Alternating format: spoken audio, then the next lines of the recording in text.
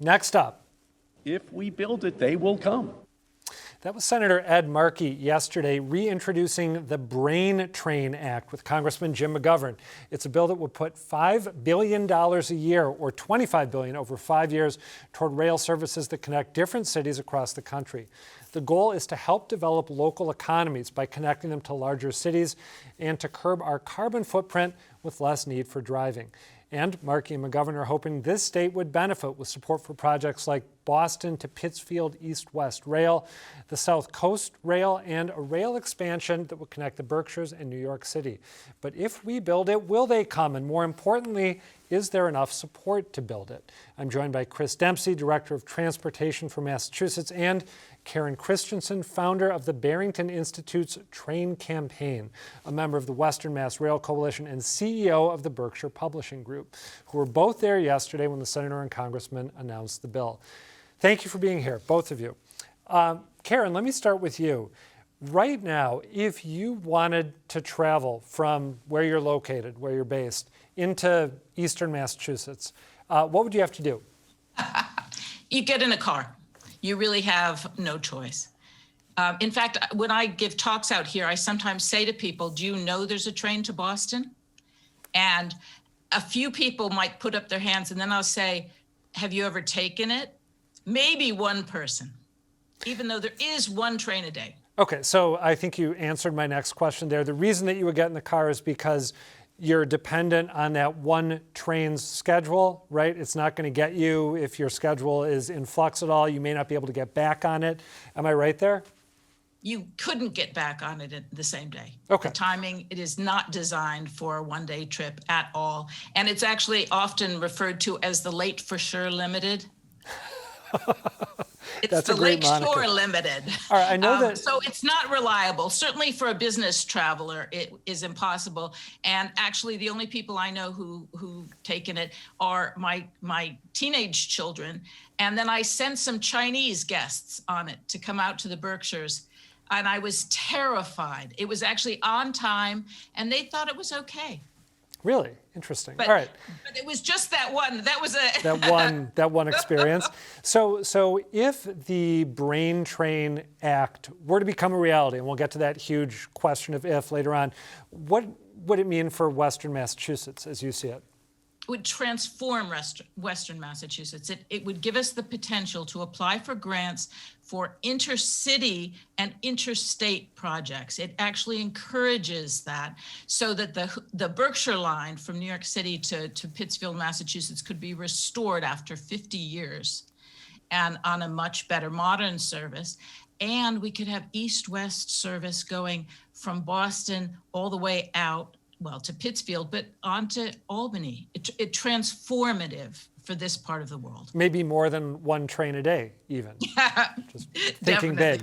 All right, Chris Dempsey, I know that Karen is focused on Western Massachusetts. You have a different vantage point. You think a lot about transportation systems in the state and how they work together. What excites you as you look at what Senator Markey and his colleagues are proposing here? I think this bill is arriving at a really good time because we know that we have in the White House a supporter of rail, Amtrak Joe, who rode Amtrak into Washington, D.C. for most of his career as a U.S. Senator. He's proposing $80 billion for intercity rail infrastructure across the country.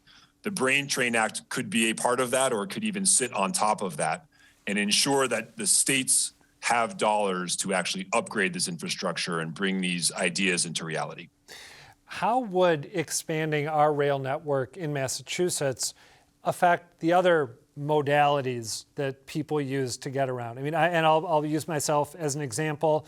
I live on the North Shore. I tend to drive in to work here at WGBH when I come in because commuter rail service is not always there when I need it and is also kind of expensive.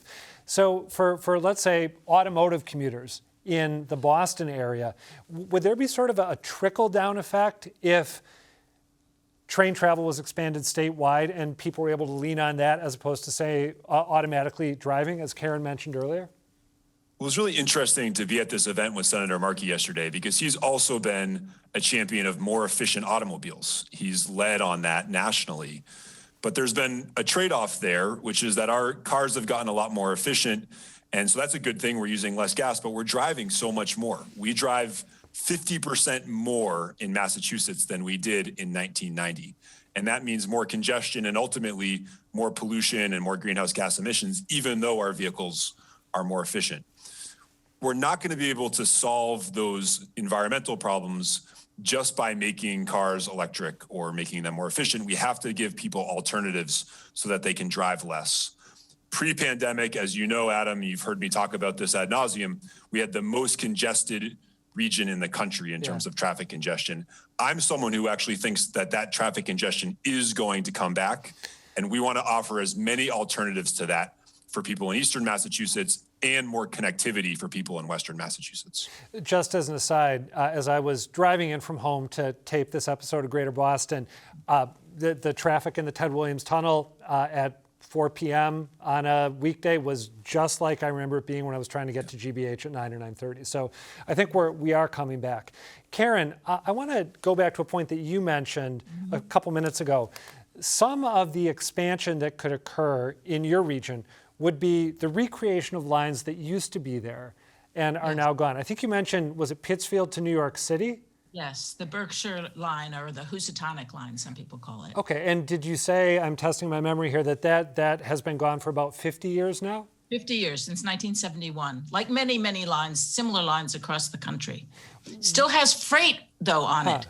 There are projects across the country, groups like mine, trying to have passenger rail restored on a line that still exists. So when lines like that were eliminated for passenger purposes, can you just give a mini history lesson? Why did we get rid of lines like that when now the wisdom of having them seems so clear?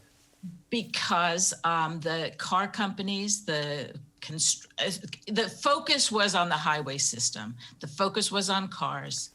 And there was every effort to divert money and public attention and promotion to the automobile. I mean, you just saw, those were the days of sprawl, of suburban sprawl.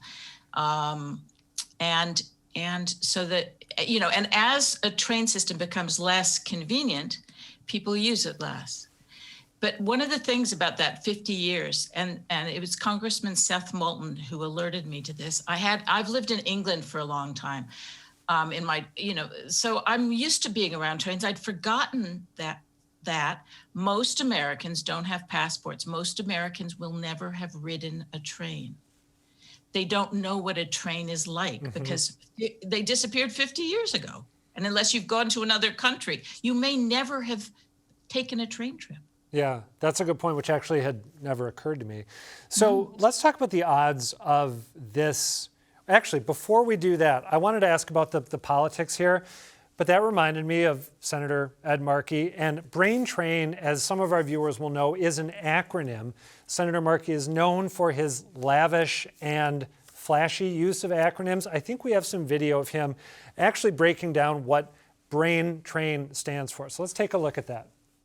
Our bill, the Building Rail Across Intercity Networks to Ride Around Interior of the Nation Act, or the Brain Train Act. There we go. It rolls right off the tongue. What are the chances, as you two see it, as people who'd like to see this become reality, how likely do you think it is that it actually will?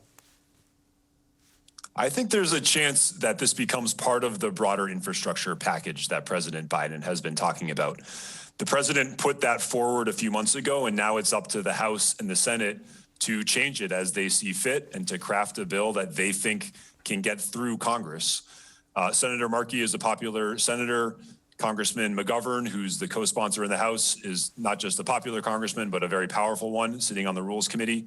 And then just today, Congressman Neal, who's the chairman of the Ways and Means Committee, is also out there supporting passenger rail in the Pioneer Valley. So we have some strong supporters in Washington, D.C., and I'm hopeful that this can ultimately become law.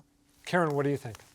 The thing about the Brain Train Act is that it really speaks to the needs and desires of people in many parts of the country. I've spoken on our podcast Train Time to someone in Montana. There's a new authority out there. They're trying to do exactly this kind of thing. There are projects in states, red states, blue states, where people are looking at lines. They're seeing freight trains rattle along every day, and they're thinking, why can't we have passenger service? And it's this intercity connection. That's what they're all talking about. I could give you a long list of these projects. And I think because this speaks to a real and present need, and these are all the kind of projects that are relatively easy because they're on existing lines.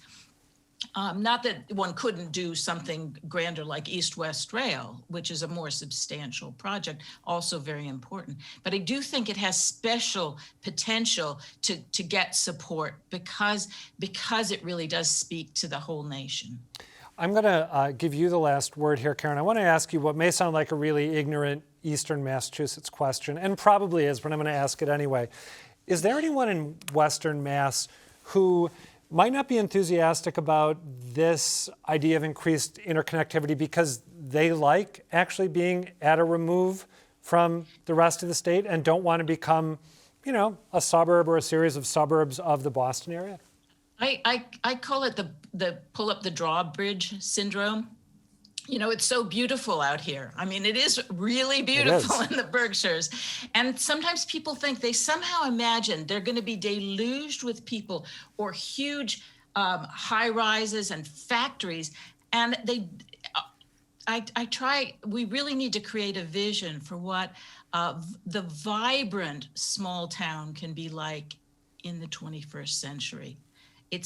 Doesn't add noise, but it's more people, it's younger people, it's the kind of innovation climate that we had. Western Massachusetts is known for a vast amount of innovation over its history. And that we can share. It's best of both worlds. We think the people of Western Massachusetts will benefit by being connected to Boston and to New York, and that the people of Boston and New York will benefit by being able to access these beautiful, more rural parts of the world. Okay, we got to leave it there. Karen Christensen, Chris Dempsey, thank you both for talking this through. Thank you. Thanks, Adam.